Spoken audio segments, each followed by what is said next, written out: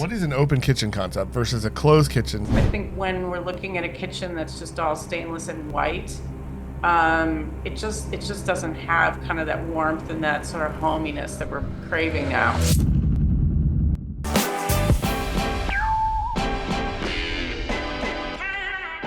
Whether you're a homeowner or an investor, the kitchen is not only the heart of your home, but it's your biggest return on investment. So we're here today with the queen of kitchen design, Sarah Robertson from Studio Dearborn. And we're gonna break down the top trends you need to know about what you need to do with your kitchen. Hey, Sarah. Hey, Noelle, I'm so excited to be here today. How are you? Good. So today, I'm just going to give a little rundown of what we're going to talk about. Open kitchen designs, which I really want to talk about. I have a horrible kitchen. We need to go over it. Induction cooking versus gas. Beyond the white kitchen. Yes, because I hate white kitchens. Kitchens without wall cabinetry. Yes, I have one of those. No wall cabinetry? Yeah, no wall, no uppers. Oh, but then you have to bend down all the time. You could put shelves in. Interesting. Yeah. And storage as a selling point, and that's what I'm all about, storage. So, yes, we're excited. Welcome to our show today. Thank you. I'm excited to be here. So let's start with that open kitchen concept. Yeah, what is an open kitchen concept versus a closed kitchen? It's like your mind is closed or open, same thing?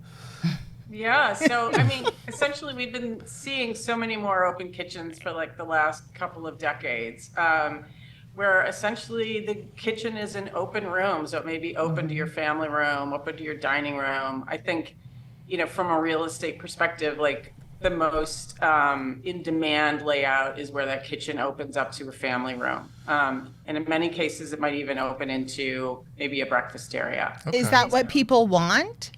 Or is it dying? Are people like going back to wanting to close the clutter and you not see how the sausage is made kind of thing, literally? Yeah, I think what happened actually is that after many years of people wanting to open up and have that flow and, be able to entertain with people being able to pass in and out to the kitchen, COVID happened, right? Mm-hmm. And everyone was home all of a sudden and people were trying to work and they're trying to do homework and all of a sudden having that huge open space, I think really challenged people in terms of their lifestyle of having more people at home. So I think we're seeing a bit of pushback and we're starting to see people think a little more about, do we want some sort of a partition to close off the kitchen?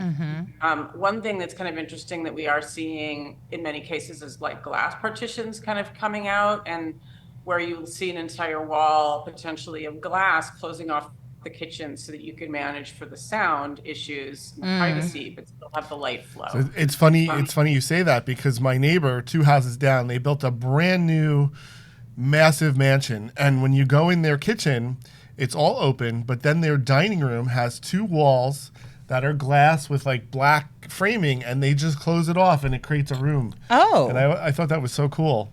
It's a really cool look. It's definitely something to think about, especially in smaller homes where it could be that a dining room is being used potentially as a workspace during the day, and you may need to be able to close it off for Zoom calls or whatever. So It's definitely something to think about, I think, in terms of layout, but also, in terms of like making sure that people have the option, I think, of being able to create private spaces, but keeping the light flowing as well is always like critically important to me. That's very important, and being able to use like maybe a window that might be in the kitchen or a window in the living room to work for both rooms. Exactly, and to be able to have those, multiple points of light flowing into the spaces. Yeah, I love glass. So we're saying it's not dying, but it's being modified. Okay. Yeah, so I still see most of people coming to me and showing me their kitchen designs, because I do a lot of consultations online. So I'm actually seeing like, 75 to 100 drawings per year that people are having me kind of give them input. So that's just a little backstory of sort of how I'm seeing all these layouts. And what I'm seeing sort of across the country still is very much of this open concept. But I think people are being a little bit more conscious of maybe ways that they can do pocket doors or glass partitions, or ways that they can enable those spaces to be closed off maybe some of the time. Would you say that the size of the house affects whether they have an open kitchen or they don't? Yeah, it definitely does, right? Because I think if you have a huge house and you already have a spot where you've got your home office and, maybe spaces don't have to multitask as much, then it might not be as big of an issue to have everything open. But on the other hand, it's still a consideration, because people who have larger homes, larger families, you often find maybe they're doing more entertaining. And so then that need kind of comes back to you in the form of, well, if we're entertaining and we have staff helping us, is that a reason why we want to have things closed off? So there's always some reason why you might want to be thinking about it, whether your house is bigger or smaller. Makes sense. It does. Now, when you do flips or with the Phoenix, the brand new development you're doing, All our kitchens are open. they're all on, open. Like the side of the apartment, and it's wide open. And then to give some type of space definition, we'll do an island that kind of gives you that separation between your living Right. area. And then we do bar stools. I love bar stools.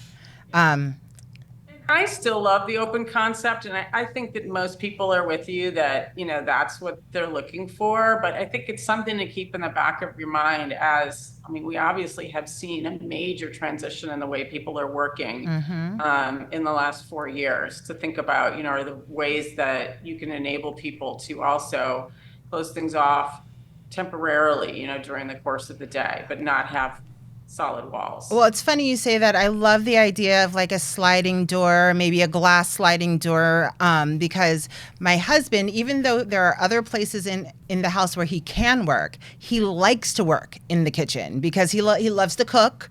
And so while he's cooking, he'll be doing other things. And with the kids on the TV or with a screen, he needs it to be closed off so he doesn't get annoyed at them. So I love the sliding doors to close everything off. Makes sense. Yeah. And I love the idea of having them be glass, and if you can incorporate, glass partitions, Yep. glass doors, again, getting back to having that light be able to move throughout the room. Awesome. So what is induction cooking? I don't quite understand that. I think it's What like is it? magnets or something. Magnet cooking? Or is that like space age where you Is microwave ceviche? What are something we through doing there? here? Yeah, no, you're right. It's essentially where the heat is created through magnetism. So it's a magnetic sort of reaction or current that flows from the cooktop into your cookware. Oh. So you have to have specific cookware. You can't use kind of any old pan. I always thought that all the real chefs wanted gas in their kitchens.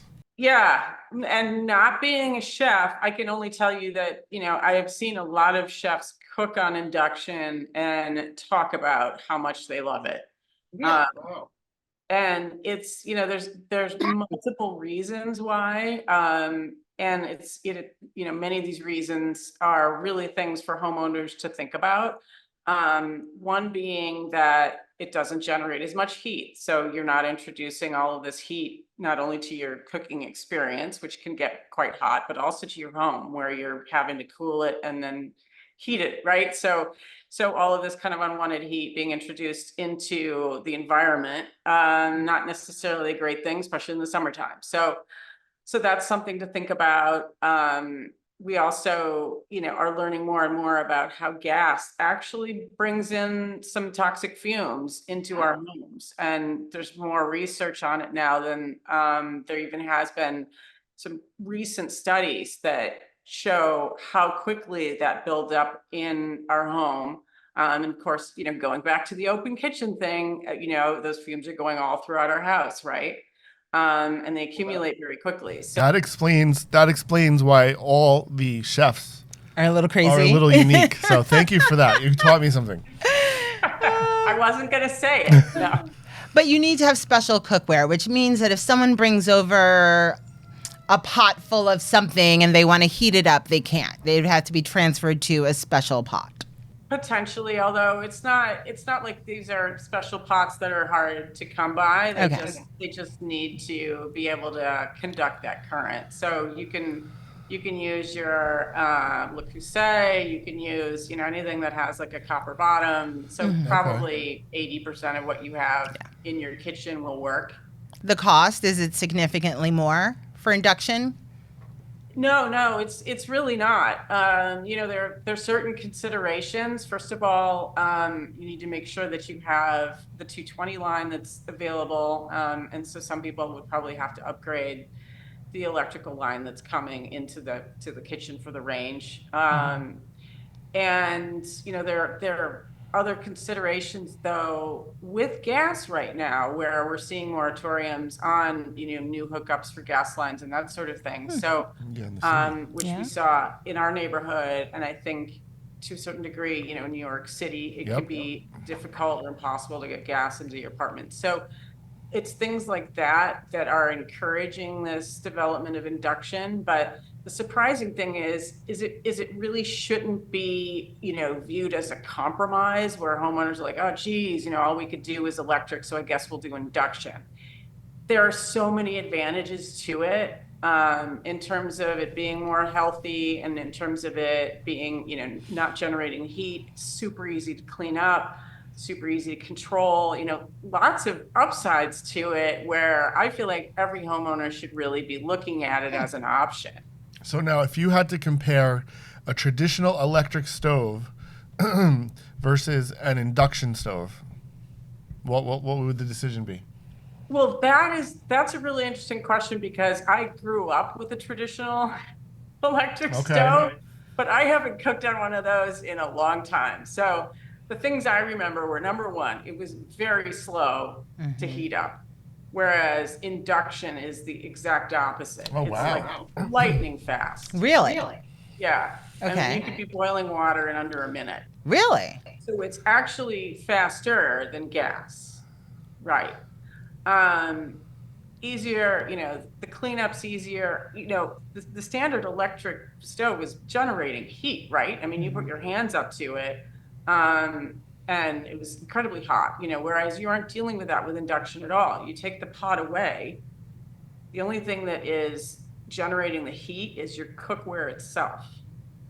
Interesting. So it's hard to wrap your head around it, but it's just the cookware that's reacting to that magnetic flow, right? So it's just your pot that's heating up.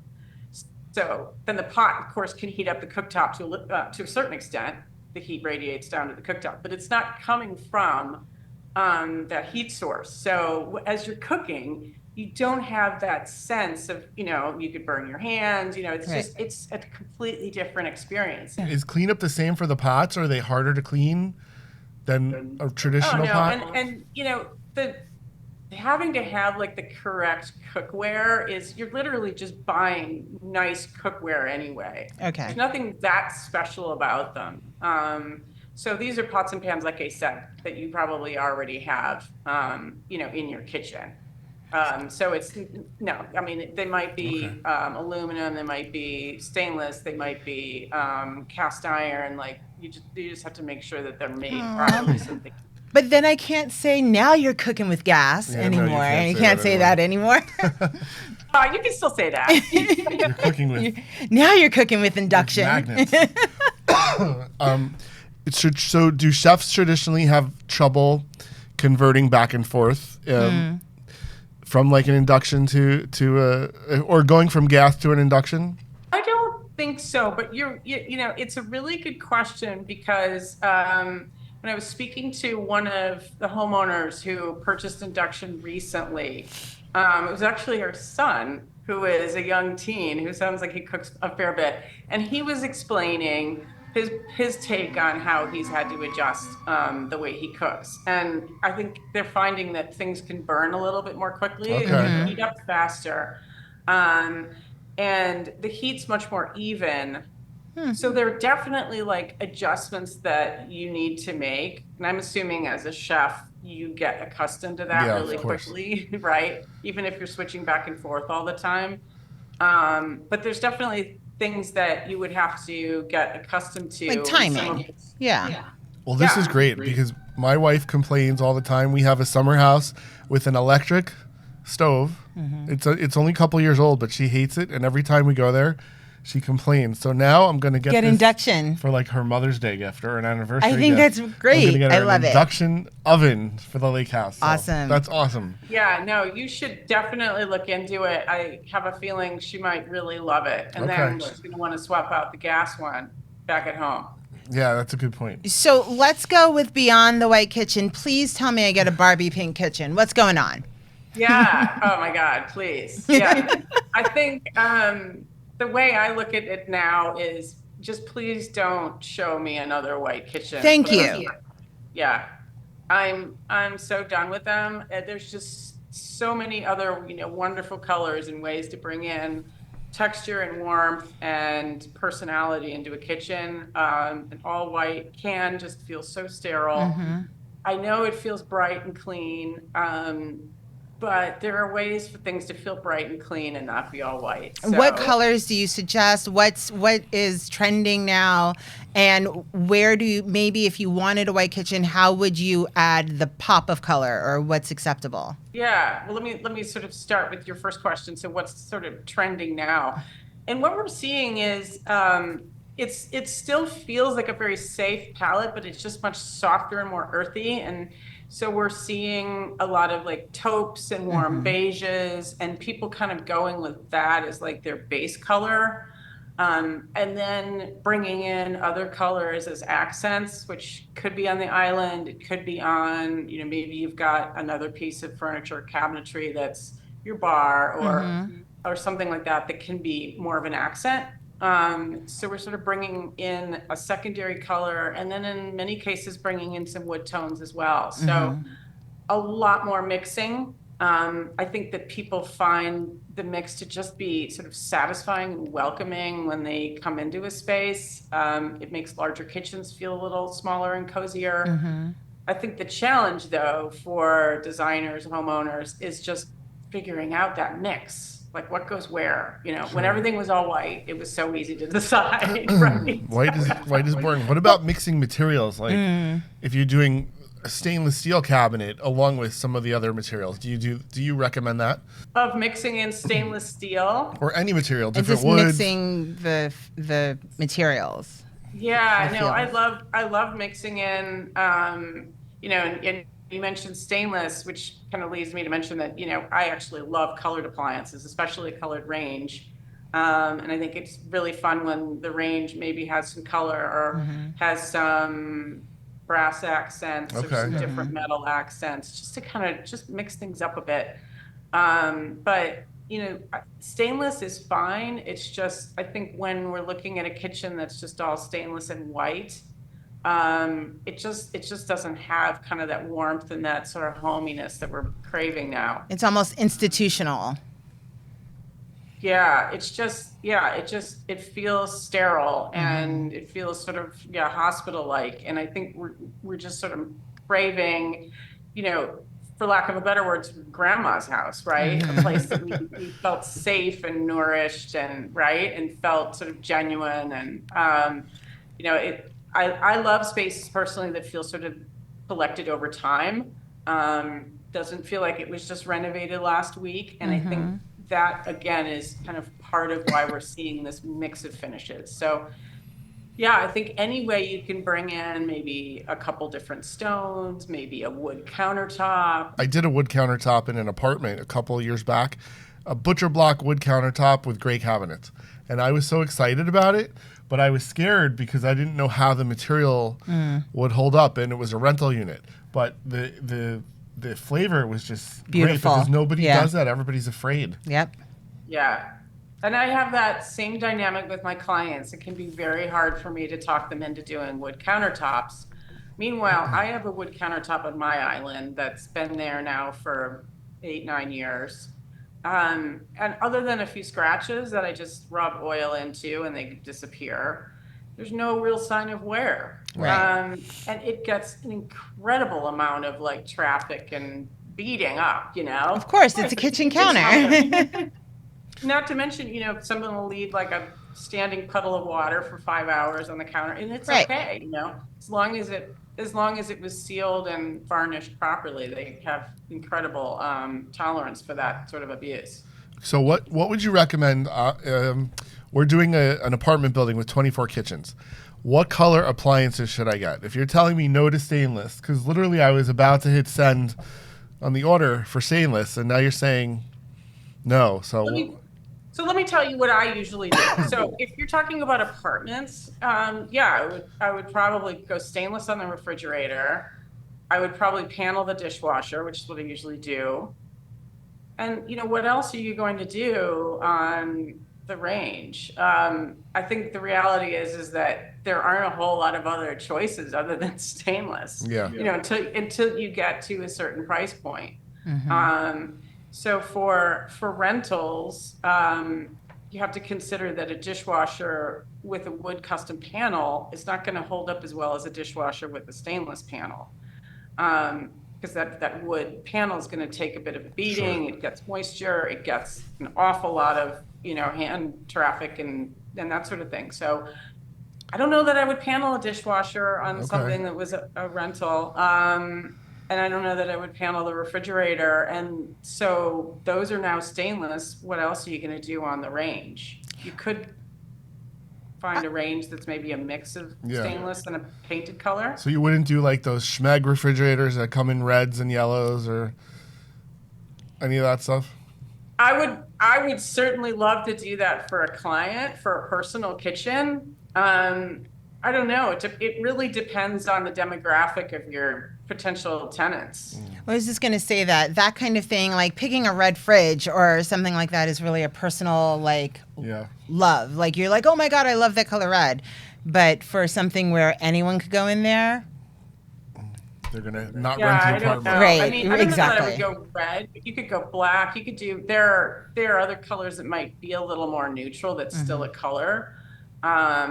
And those things can be fun, especially for like a very young demographic of tenants. Like if it had been me when I was in my early 20s and I'd seen an apartment like that, I would have just been dying. I would have loved it. Yeah, me too. I Me too. I feel the same way. I'm gonna actually see what we can get color wise. Oh God, we're gonna get a red fridge. I promise you. I love red. Okay, I'm going to take the next two, and I just want to sort of merge them because I do want to talk about the kitchens without wall cabinetry, but then I just want you to tell us more about storage and how storage, how can we sell homes or rent apartments, or what kind of storage will help us do that. But I don't know if I can go without wall cabinetry where I can reach up. I'm too tall. I'm 5'11". Don't have me bend down, please. We don't want you to bend Yeah. down. I promise you. Yeah, that's the thing. I mean, you're an outlier when it comes to sort of the functionality of upper cabinets. I do find that a lot of my clients is really height specific, right? But the reason I'm seeing those upper cabinets kind of go away, it's not just that need to reach. It's really more that you want to use that wall space for other things. So whether it's windows, whether it's that open floor plan, which takes away an entire wall oftentimes, or maybe more. So you start taking them away because you want other things there. It's not so much that, we hate those wall cabinets. So how do you get the storage in? Because the kitchen, I feel, is like someplace where you're always searching for more storage. We have two kitchens. We have an upstairs kitchen and a downstairs kitchen. And I still have like mugs on the counter because I don't have enough storage for them. It's called purge. No. Get rid of stuff. They're all from a different vacation, but still. It sounds like it's time for a little run to Goodwill. Yeah. So that is kind of part of it, right? It is sort of a part of, curating your stuff so that you really just have what you need. But no, the way we sort of look at it is that base cabinets are twice as deep as your average wall cabinet, right? There's so many more things you can do to design a base cabinet. And so that's kind of where this, quality cabinetry thing comes in, and really thinking about storage, because if you really maximize your base cabinets, they could do so much more than a wall cabinet anyway. So that's why I like to really focus on what's going into those cabinets, how are we designing them, and then kind of wall cabinets can sort of catch that overflow, as opposed to, lining the whole walls and, with one wall cabinet after another. It starts to just feel very closed in. Yeah, and you say closed in. I like not using the uppers because it's just that extra, 24 inches of space. It makes your room look bigger because the reach is there. It's awesome. I've taken a kitchen that was filled with wall cabinets and removed 80% of the uppers and just put in some stainless steel shelves. And even when you have the stuff out there, it's the depth, the perception of the room being bigger is awesome. Exactly. It can be really a game changer. And then shelves would work. In addition to that, what's that? Shelves would work. I could display all of my mugs. You could. He rolled his eyes. We're going to come and clean out your mugs when you're away sometime. It's time for a purge. I agree. Yeah, but I mean, shelves are great, and shelves do feel so much more open, right? So that is kind of a step in the right direction. But when you sort of set those wall cabinets to the side in terms of their prioritization and sort of say, we're going to think about these other things first, which may be your windows and your openings and all of those other things that go into the overall layout, it can completely change sort of the way that kitchen feels. And then, we'll pop in some wall cabinets where we feel like we really need them. But it's not just about kind of closing up the whole room with them. So talking about that, how important is, because I see behind you in your studio, you have a beautiful cabinet with glass in it. So those upper cabinets having glass, does that also help? Does that make a difference? Yeah, that makes a huge difference. Yeah. And you'll notice that they come down to the counter too, which is something that I like to do a lot with wall cabinets. So if I have wall cabinets, I like to bring them down to the counter. And then they're essentially at that point, if you kind of do the math, it's about like 1.5 wall cabinets. So then we get rid of some other ones. So instead of doing 2 wall cabinets, we'll just do 1 and bring it down to the counter, and then you completely get rid of the other one. And it's a cost savings because you're just doing 1 cabinet bigger. You kind of tuck it into a corner where maybe you don't need the counter space. And then you can put glass on it, which makes everything feel so much more open. So yeah, those are definitely some of the tricks that I like to play to make a space feel more personal and also just more open and spacious. Well, I could literally speak to you forever because I love the whole idea of kitchens. Obviously, when you're selling a home, that's where your life happens. That's where everyone's family gathers around. That's where you eat. It's nourishment. It's love. Kitchens are love. Food is love. Yeah, food is love. But thank you, Sarah. All of your contact information. So it's Sarah Robertson with Studio Dearborn. All of your information is in the description below. Yes. So viewers, let us know your favorite kitchen trends. Let us know what you thought about it. Are we going to go with open kitchens, or do you not like open kitchens anymore? Are we getting rid of all our uppers? Are you tall like me? And if you enjoyed this video, go to the next one right here. All right. Thanks, Sarah. Thanks, Sarah. Thank you. This was so fun. Thanks for watching this episode. Now don't forget to like, subscribe, and leave a comment. And we'll see you next time.